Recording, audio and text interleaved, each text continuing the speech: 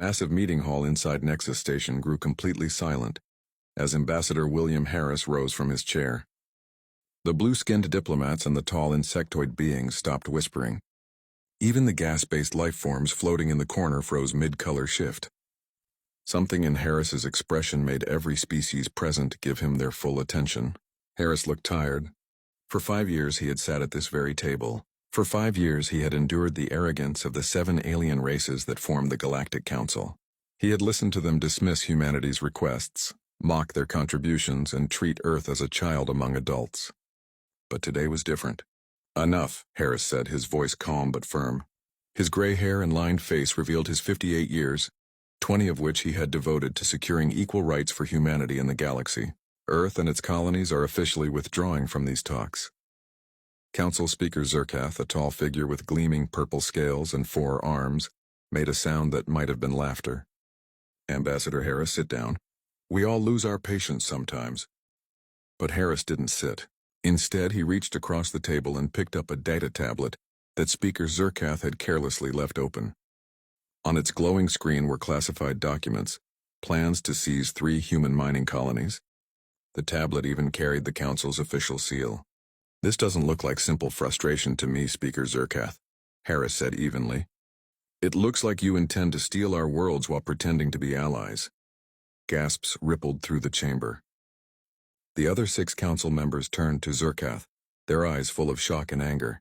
Humans were never supposed to see those plans. The purple scales on Zerkath's body darkened, the sign of shame for his species. "That is nothing but a planning exercise," he stammered. "We consider many scenarios." Susan Miller, the second human ambassador, stood beside Harris. Though she was much younger, her voice carried steel. "Including scenarios where you break treaties and take our planets? Even after we defended your trade routes from the Promaxian raiders last year?" A gray-skinned alien named Quera waved a tentacle dismissively. "Your ships were barely useful in that fight. Without our guidance, humanity would still be trapped on your single planet." Harris slid the tablet back across the table, his eyes locked with each alien delegate one by one. "We have shown patience. We have shown respect. For 20 years, humanity has asked for equal membership in this council. For 20 years, you've offered only excuses. That ends today. Humanity will no longer wait for your approval. From this moment forward, Earth withdraws from all council agreements." The chamber erupted. Some delegates shouted legal objections. Others demanded explanations. The floating gas beings blazed red in alarm. Harris simply raised his hand. Instantly, all 5 human representatives stood and began packing their notes and devices with calm precision, as if they had rehearsed this moment for years. The insectoid delegate from the Arcturan Federation hissed through its translator. "You need us. Your colonies rely on our protection. The galaxy is too dangerous for a young species like yours." Harris gave the faintest smile. "We've learned more from the Council than you think." Susan Miller handed him a small device. Harris pressed it, and instantly every display screen in the chamber went dark. Seconds later, they lit back up. But all Council records related to Earth and its colonies had been erased. "We will protect our own," Harris declared. "If the Council wishes to speak again in the future, as equals, you know where to find us. Until then, all diplomatic channels are closed." The humans walked out in perfect order. When the doors shut, the alien council members exchanged looks of disbelief. Some were outraged, others dismissive. Only Trell, the youngest delegate, appeared genuinely worried. "I think we may have made a terrible mistake," he whispered. Outside, Harris finally exhaled. After 20 years of forced politeness, it felt liberating to speak plainly. "Send the signal to Earth," he told Susan. "Plan Omega begins now." Deep beneath Geneva, the most secure conference room on Earth was packed with leaders from every corner of human society. Military generals, scientists, and industry heads sat side by side, their faces tense with expectation. At the front stood Admiral Diane Powell, her uniform spotless, her short gray hair perfectly in place. Behind her, a giant screen displayed a countdown, 3 minutes remaining. "Ambassador Harris and his team have left Nexus Station," she announced. "Plan Omega is active." Murmurs filled the chamber. Some participants looked anxious, others eager. For 10 years, humanity had prepared for this day. But now that it was here, even the bravest among them felt the weight of what was coming. Suddenly, the doors swung open. Dr. Alan Murphy, head of Earth's top-secret technology program, rushed in, his white lab coat stained with coffee. His wild brown hair stuck out in all directions, proof he hadn't slept in days. "Sorry I'm late," he said, sliding into a seat beside General Frank Rodriguez. "We just finished final tests on the shield generators." Rodriguez, a broad-shouldered man with sharp, watchful eyes, leaned forward. "Do they work?" Murphy grinned. "Better than we ever expected. These shields can stop anything the Council has thrown at us so far." The timer hit 0. The screen flickered and Ambassador Harris appeared, speaking from his ship en route to Earth.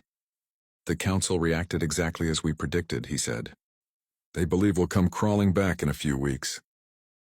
Admiral Powell stepped closer. "Then we proceed as planned. Begin Operation Silent Departure." At once, hidden bases and secret shipyards across the solar system came alive. Cargo freighters that had been disguised for years were suddenly loaded with supplies. Scientists packed equipment into transports. Military installations on Mars and Europa. Activated defense systems long concealed from Council oversight. In Arizona, Dr. Lisa Bennett oversaw the installation of new engines onto transport vessels. The designs were based on Council technology, but humanity had improved them, making them 30% faster and far harder to detect. "Will 24 hours be enough to finish?" her assistant asked nervously. "It has to be," Bennett replied. "The Council will notice something's wrong in about 36 hours, when our supply ships stop showing up." In orbit above Earth, Captain Peter Allen of the patrol ship Guardian read his new orders twice, making sure he wasn't misinterpreting. "Set course for the Epsilon mining colony," he told his crew. His second-in-command, Officer Jane Butler, frowned. "But that's outside our usual patrol zone." "Not anymore," Allen said firmly. "Our duty just got bigger. Every human settlement is now under our protection." Meanwhile, at the United Nations in New York, world leaders gathered for an emergency session. The Secretary General addressed them gravely. "For too long, the Galactic Council has treated us like servants. They've drained our resources, used our people as cheap labor, and offered little in return. Today, we reclaim our independence." Some leaders were fearful. "What if they retaliate?" one asked. General Rodriguez stood and answered without hesitation. "We've been preparing for this for years. They have no idea what we're truly capable of." Across the solar system, coded instructions were transmitted. Starships altered course. Hidden weapons came online. Colonists on distant worlds received the same short message: "Stand ready. Protect what is ours. Help is coming." Back in Geneva, Admiral Powell studied the glowing star map of human territories. "Phase 1 is underway," she confirmed. "We have 6 months before the Council realizes what they've lost." Dr. Murphy looked up from his terminal. "What about Element 935 shipments? The Council relies heavily on those." Powell's expression hardened. "Exactly. People only appreciate what they've lost when it's gone." On Nexus Prime, the Council chamber loomed vast and empty. 5 of the 7 Council delegates sat in their high seats. 2 more entered, Speaker Zerkath and Maktar of the Vexari Hive. "This is pointless," muttered Kulera, her gray tentacles twitching. "Humans will crawl back soon enough. Why waste time on an emergency session?" But Trell, the youngest member, looked pale against his blue skin. "It has been 2 weeks. No human ship has been spotted at any trade station or jump gate." Zerkath took his seat, his purple scales shimmering under the lights. "The truth is simple. Humans have completely withdrawn. They've shut off all communication." Maktar clicked his mandibles angrily. "They're acting like children. We should discipline them." "And how would you do that?" Trell asked carefully. "We send warships to Earth," Maktar snapped. "That would be reckless," Kulera interjected. "They've broken no laws. But their colonies owe us resources. My people require metals from their asteroid mines." Zerkath raised 2 hands for silence. "Here is my proposal. Freeze all human assets in Council banks. Restrict their access to our jump gates. Without trade or travel, they will return begging for help." The vote was swift. 6 members agreed. Only Trell hesitated, but eventually added his reluctant support. "It is decided," Zerkath declared. "Humans will soon realize they cannot survive without us." News spread across the galaxy. Many found it laughable that such a young species dared challenge the Council. Others dismissed it as irrelevant. Humanity was too small to matter in the grand scheme. In a crowded bar on Nexus Prime, a holoscreen displayed footage of humans leaving their embassy. Good riddance, a Vidian merchant scoffed to his drinking partner. They never respected our ways, always questioning, always trying to change things. The partner, a four-eyed trader with green skin, nodded with confidence. They'll be back. Where else can they sell their goods? At the Council's military command, General Dexfall studied the latest intelligence reports. The large red-skinned officer had fought in 3 galactic wars and valued strength above all else. Have the humans moved their defense fleet? He asked his assistant. No, General. Their ships remain inside their solar system, but they've gone completely silent. No communications, no replies to our hails, Dexfall growled deep in his chest. Keep monitoring them. I don't trust this sudden withdrawal. Meanwhile, inside the Council's Ministry of Economics, small problems began to pile up. Luxury foods that only came from Earth were suddenly missing from markets. Building projects were delayed because shipments of rare earth metals never arrived. 3 entertainment companies canceled new shows because their human writers had returned home. Minister Plex waved away the concerns with a flick of his tentacle. These are temporary disruptions. Find replacements. 2 weeks stretched into 4, then 6. The Council expected humanity to come crawling back any day, desperate for protection. But the silence continued. In private chambers, Zerkath met with the other Council leaders. Perhaps we should send an envoy to Earth, suggested Trell cautiously. Calera gave a bubbling laugh that echoed across the room. And appear weak? Never. They will come to us first. And if they don't, Trell pressed. Then they will pay the price of their arrogance, Zerkath replied coldly. A young race like humanity cannot survive long without us. It's only a matter of time. At that moment, a junior aide entered and handed a report to Makhthar of the Vexari hive. The insectoid read quickly, his compound eyes widening. There's news from the border near human space, he said slowly. The Promaxian raiders have attacked one of our mining stations. It has been destroyed. Where were our patrols? Demanded Zerkath. Makhthar looked up grimly. That region was normally guarded by human ships. The emergency alarms jolted General Dexfall awake from his sleep cycle. He rushed into the command center of the defense station. The main screen flashed red, marking another crisis near former human patrol routes. Report, he barked. His second-in-command, a blue-skinned Arcturan named Velner, looked worried. 3 more mining stations have been hit by Promaxian raiders, sir. All in the same sector. Casualties, 42 dead, 17 missing. All resource containers stolen. Dexfall bared his sharp teeth. Where are our defense ships? We deployed a response fleet, but they arrived too late, Velner admitted. He pointed at the tactical map. The raiders are striking here, here, and here, all locations where human patrols once kept guard. It had been 3 months since the humans left the Council. At first, the leadership thought their absence was a small inconvenience. Now it was becoming a serious problem. Send a message to Earth, Dexfall ordered. Demand an explanation for their absence. An hour later, Velner returned with a reply. The screen showed only 1 line of text. Diplomatic channels closed. Human Defense Force no longer provides services to the Galactic Council.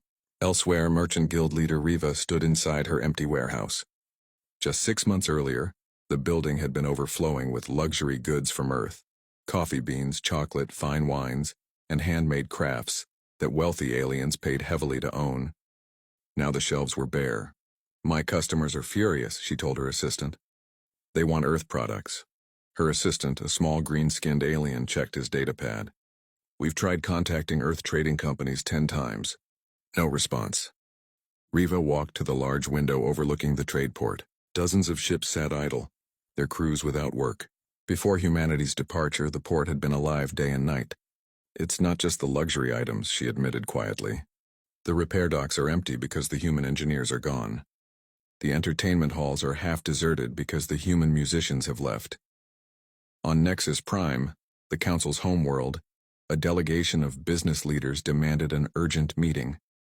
After waiting 3 days, they were finally admitted into the Grand Chamber. The humans must be brought back, said Krells, owner of the largest shipbuilding company in Council space. My production is down 60% without their workers. My research team cannot function without human scientists, added Dr. Mira, director of the Advanced Technology Institute. Their problem-solving is unlike any other species. They create solutions we would never even think of. Zerkath rubbed his scaled forehead in frustration. We've sent 6 diplomatic messages. The response is always the same automated line. The humans refuse to talk. Then offer them incentives, suggested Krax. It's clear they want better terms. Kalera slammed her tentacles on the table. We do not negotiate with those who insult this council. The humans will return when they finally understand their place. As the argument continued, a council aide entered and whispered to Trell. The young member's blue face turned pale. There is another issue, Trell announced. The shipment of Element 935 from human mining colonies has not arrived again. The chamber fell silent. Element 935 was critical for faster-than-light travel. Without it, new ships couldn't be built and older vessels couldn't be repaired. How much do we have in reserve? Asked Zerkath. At current consumption rates, less than 6 months, Trell admitted. We must find a new source. In a secure chamber deep inside headquarters, the 7 council members met privately. The mood was tense. Perhaps we underestimated them, Mokhtar admitted. They are not returning as we assumed. They cannot survive on their own, insisted Quera. It's impossible. With respect, Trell said, holding up a data pad filled with troubling reports. It appears we are the ones struggling. Maybe we need them more than they need us. Zerkath stood by the window, staring out at the glittering city below. Finally he turned. Prepare a diplomatic vessel. We will send an envoy to Earth with terms. Terms? Asked Mokhtar. What terms? Whatever is necessary to bring them back, Zerkath said. Within reason. The Council's diplomatic ship Harmony reached the edge of Earth's solar system. Captain Lux of the Arcturan fleet stood on the bridge, staring into the stars. His mission was clear. Persuade humanity to return to the Council. Receiving a message from Earth Defense Command, said his communications officer. Play it, Lux ordered. The screen flickered to life. A human woman appeared wearing a dark blue uniform with stars on her shoulders. Council vessel, this is Admiral Diane Powell of Earth Defense Force. State your purpose. Lux gave a respectful bow. Admiral, I carry a message from the Galactic Council. We wish to reopen negotiations. Transmit your message, Powell said flatly. I am authorized to speak directly with your leaders, Lux insisted. My orders are clear, Powell replied. Transmit your message. You are not authorized to enter Earth space. Any attempt to advance will be treated as hostile. The screen went black. Lux stared at his crew, stunned. This was not the reception they had expected. Back on Earth, Admiral Powell sat with Ambassador Harris and the Leadership Council. Together, they reviewed the Council's proposal. They're offering full trading rights, Harris read aloud. And a 10% reduction in tribute payments. Dr. Alan Murphy burst out laughing. That's their idea of generosity? After they plotted to take our colonies? They're desperate, said General Rodriguez. Look here. Their request for immediate resumption of Element 935 shipments. Just as we predicted. 6 months without our supplies, and their fleets are already suffering. On Nexus Prime, Dr. Siv presented his findings to the 7 council members. His tentacles moved nervously as he explained. We've searched 17 star systems. Element 935 exists in only 3 locations outside human-controlled space.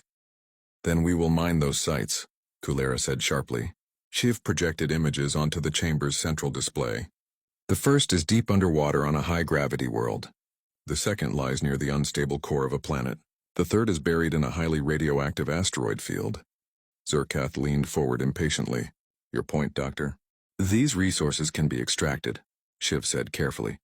But the cost would be 5 times higher than buying from humans. And we would require specialized technology. Technology only humans have developed. The chamber fell into uneasy silence. Trell finally spoke. So we don't just need their element.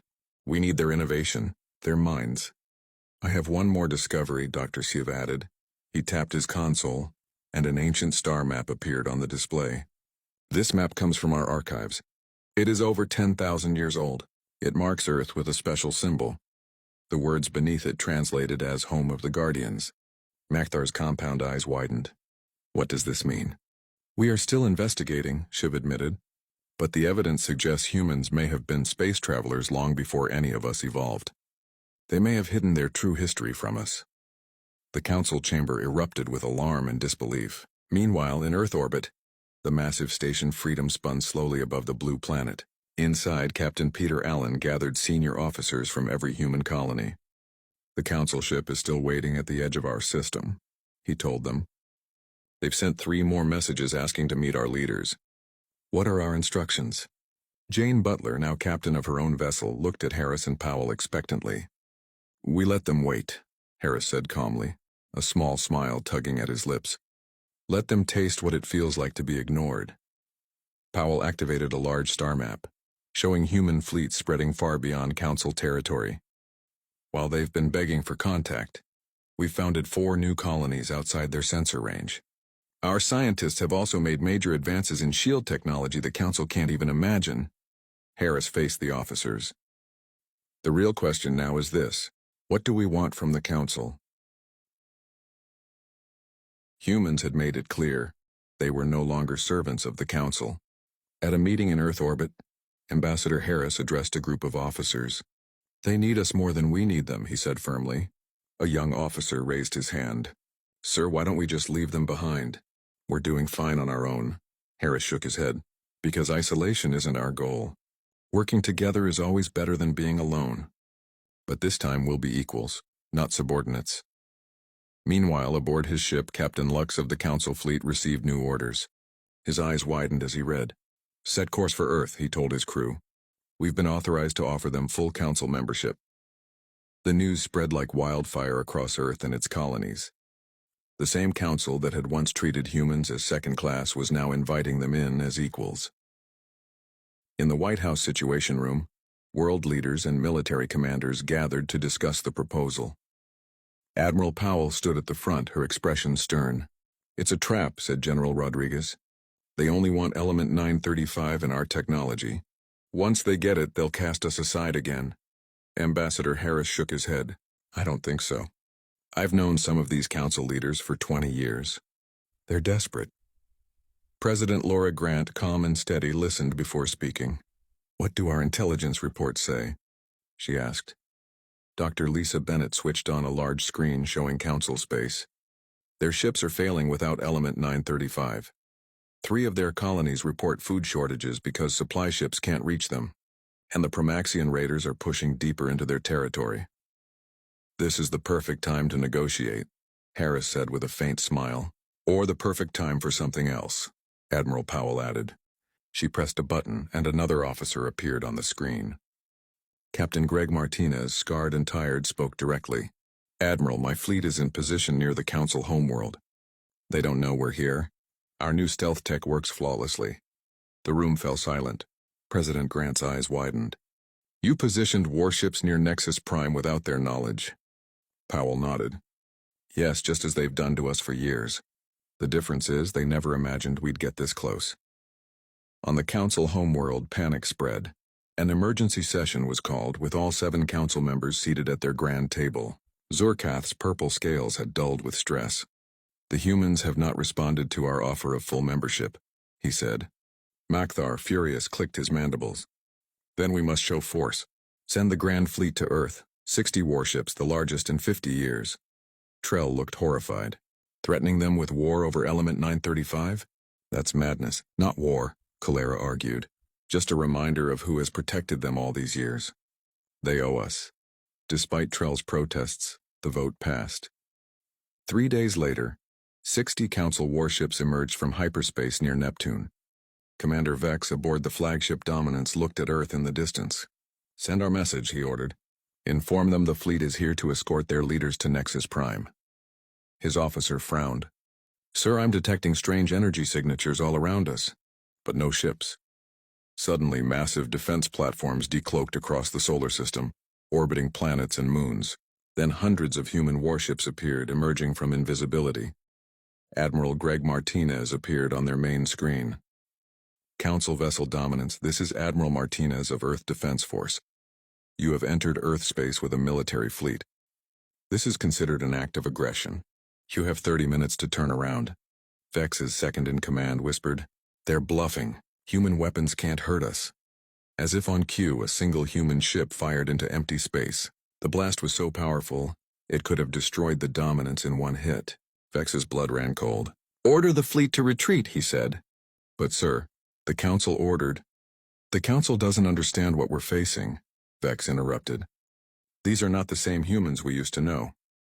Back in the Council chamber, silence fell as Vex delivered his report. Hundreds of human ships with weapons we've never seen. They could have wiped us out but didn't, they only wanted us gone. Zerkath's scales had turned pale. Why didn't they attack when they had the chance? Vex replied, because they chose restraint. After he left, Trell spoke softly. For 20 years we treated them like children. But they were never weak. They were preparing all along. Meanwhile, Dr. Siv and his researchers uncovered shocking discoveries. Ancient records from every council species showed evidence of tall beings, humans, visiting their worlds thousands of years ago. Old Arcturan stone tablets called them the ones who came from the stars. Kulera's ancient texts told of sky guardians who saved them from disaster 15,000 years ago. Each species had stories of human-like beings helping them survive before vanishing. Dr. Siv's report was undeniable. Humans had traveled the stars long before any council species. For reasons unknown, they had retreated to Earth and hidden their history. At the same time, deep beneath the Rocky Mountains, Dr. Alan Murphy studied a strange metal disc discovered decades earlier. It's at least 50,000 years old, he told President Grant and Admiral Powell. It belongs to us. It proves humans once had an advanced civilization that traveled the stars. Powell's eyes narrowed. So the legends are true. We once led the galaxy. Genetic evidence backed it up. Humans carried DNA markers showing space adaptation from thousands of years ago. The Council met again in private. We cannot fight them, Mokhtar admitted. Our commander was clear. Sierra added, without Element 935, our civilization will collapse. Trell stood. We should do more than seek peace. We should offer them leadership of the Council. The others gasped. Zerkath's scales rippled. Give leadership to humans? The youngest species? Trell shook his head. Not the youngest, the oldest. The ones who once guided us. At last they agreed. The Council would travel to Earth with full authority to negotiate. This time there would be no lies or games. The galaxy needed humans. In Geneva's Grand Meeting Hall, sunlight lit the polished tables where Earth's leaders and the Council members sat face to face. President Laura Grant spoke firmly. Thank you for coming here. We value honesty. Zerkath bowed slightly. We come to correct our mistakes. The Council seeks true partnership. For 3 days both sides negotiated. The Council admitted their wrongs and offered full equality, respect for human territory, and shared leadership. Ambassador Harris watched them carefully and for the first time in decades believed they meant it. They had finally come to understand that humanity was not just another young civilization to control. On the final day of negotiations, President Grant signed a new treaty. The terms were clear and fair. Earth would rejoin galactic society as a full and equal council member. Human territory would remain protected, and any innovations created by humanity would be shared, but only with proper payment and recognition. There is one more matter, said Trell, the young blue-skinned council member. We propose that council leadership should rotate among all members, and we believe Earth should take the very first turn. The chamber fell silent. No one expected this. Humanity had gone from being treated like naive newcomers to being offered leadership of the entire council. President Grant turned to her advisors, then looked back at the assembled delegates. We are honored by your offer, she said, but we don't seek to rule. What we want is partnership and mutual respect.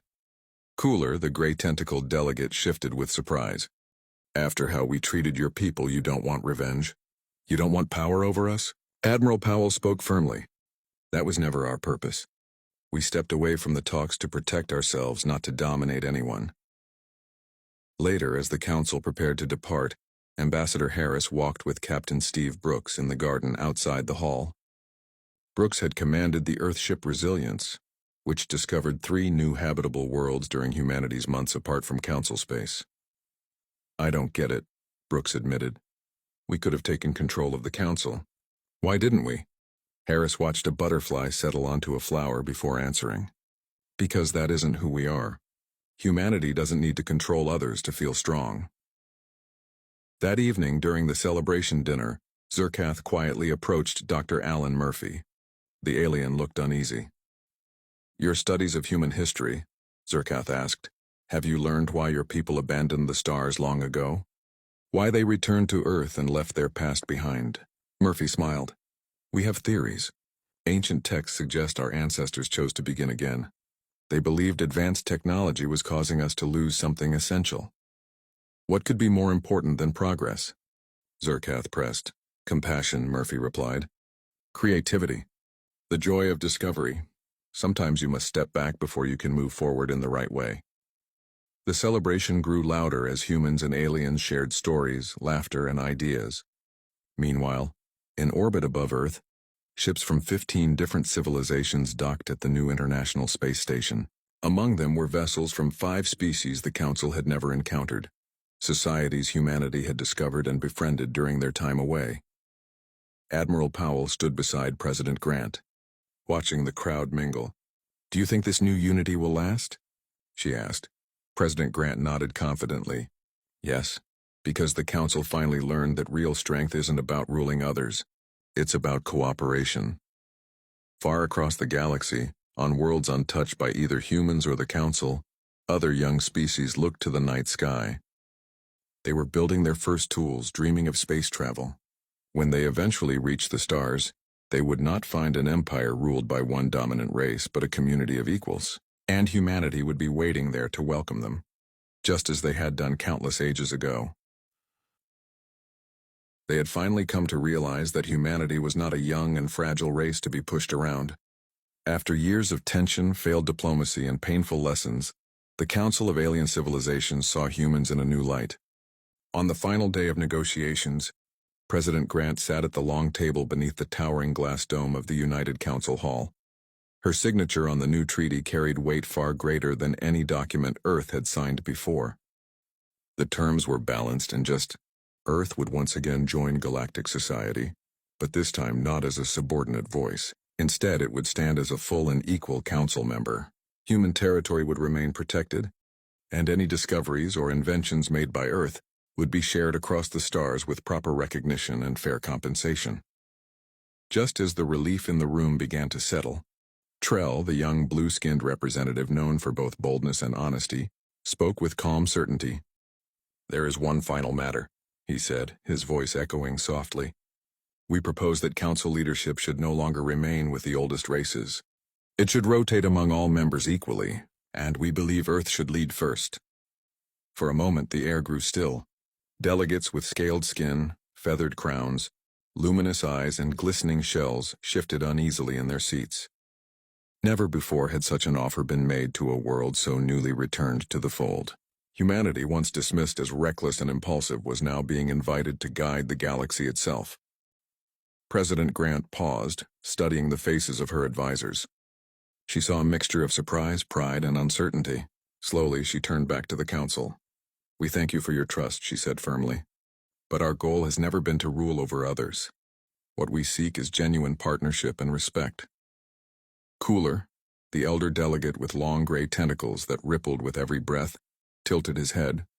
After all the insults, restrictions, and suspicions you endured, you do not want revenge? You refuse the power to command us? Admiral Powell, who had commanded Earth's fleet during the most dangerous days, leaned forward. That was never our mission. We walked away from these halls to protect our people, not to dominate anyone. Survival drove us, not ambition. The response left many aliens stunned. Humanity's refusal of supremacy sent ripples of doubt through long-standing assumptions about power and hierarchy. Later that afternoon, as preparations for departure began, Ambassador Harris walked alongside Captain Steve Brooks through the peaceful gardens outside the meeting hall. Brooks had commanded the Resilience, the Earthship that charted 3 new habitable planets during humanity's self-imposed exile from Council space. The captain's expression was heavy with unanswered questions. I can't make sense of it, Brooks said. We could have taken the reins of the Council. We had every reason to. Why did we let the chance slip away? Harris watched quietly as a butterfly drifted across the flowers, its wings catching the sun. He smiled faintly before replying, because that isn't who we are. Humanity doesn't need to hold the reins of others to prove strength. Real strength comes from knowing we don't need to. That evening, a grand celebration was held in the city below the council chambers. Music filled the air, mingling with laughter and conversation in dozens of languages, both human and alien. Lights glittered across the sky as shuttles from every corner of the galaxy touched down. Delegates and officers, soldiers and scientists, all gathered at long tables to eat, drink, and share stories. Amid the noise, Zerkath, a tall delegate with emerald skin and sharp golden eyes, approached Dr. Alan Murphy, one of Earth's leading historians. His voice was low, almost secretive. "Your research into humanity's distant past," he began. "Does it reveal why your ancestors once traveled the stars freely, only to abandon them and return to Earth? Why did they walk away from a galactic life?" Murphy smiled gently, sensing both curiosity and unease in the alien's tone. "We have our theories," he said. "Some ancient texts suggest our people chose to start fresh. They believed advanced technology had begun to strip away something essential from us." Zerkath leaned in, frowning. What could possibly be more vital than progress? Murphy's eyes softened. Compassion, creativity, the joy of discovery. Progress means nothing if it costs us the very things that make life worth living. Sometimes, to move forward correctly, you must take a step back. The alien was left thoughtful, his sharp features softened by contemplation. Meanwhile, celebrations continued. Humans mingled freely with alien delegates. Soldiers swapped stories of battles fought not against each other, but against the harshness of survival. Scientists exchanged data on energy, medicine, and agriculture. Artists displayed paintings and music that left alien audiences in awe of the depth of human imagination. What once had been suspicion was slowly turning into trust. High above Earth, in orbit, the new International Space Station bustled with activity. Ships from 15 different civilizations were docked, their designs as diverse as their people. 5 of these vessels belonged to species previously unknown to the Council, civilizations that humans had met and befriended during their months beyond Council space. The arrival of these unexpected allies surprised the Council deeply.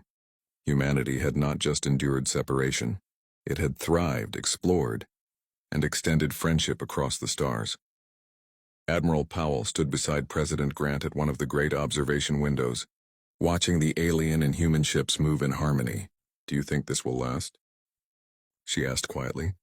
"This cooperation, this new understanding?" President Grant nodded. "Yes, because they've finally learned that true strength doesn't come from domination. It comes from working together."